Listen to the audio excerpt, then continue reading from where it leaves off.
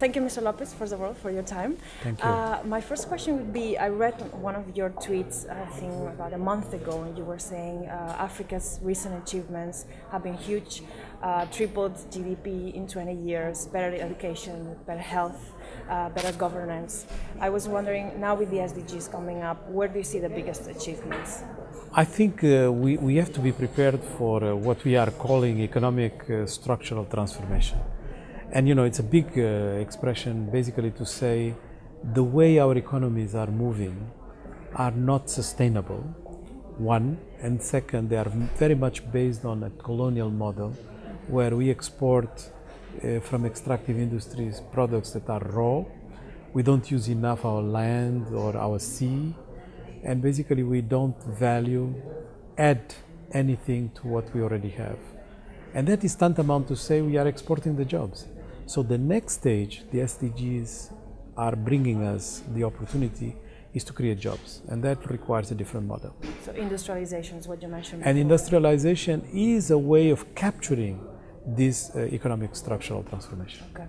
I think two of the things that are still not quite there yet are energy and infrastructure, as you mentioned briefly. I want to know, how do you think it's a way forward in these two areas, in energy and infrastructure?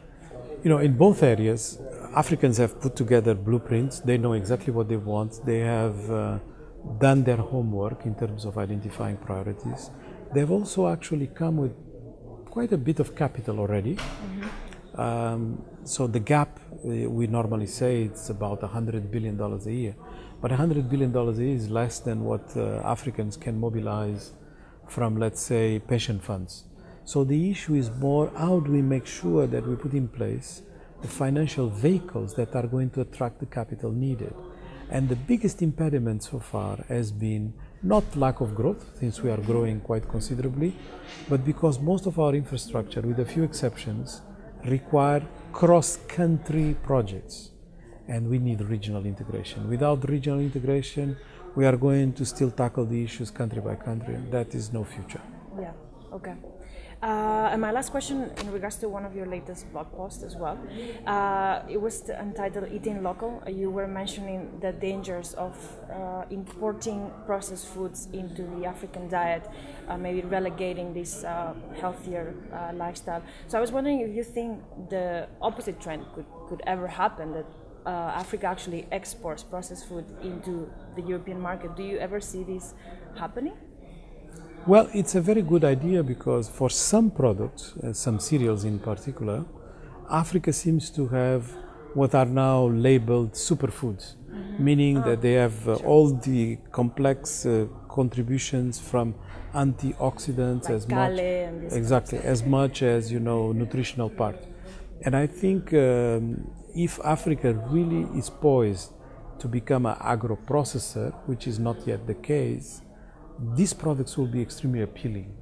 And in fact, even for more traditional products like cocoa or coffee, Africa can, as an agro-processor, add value that right now doesn't exist.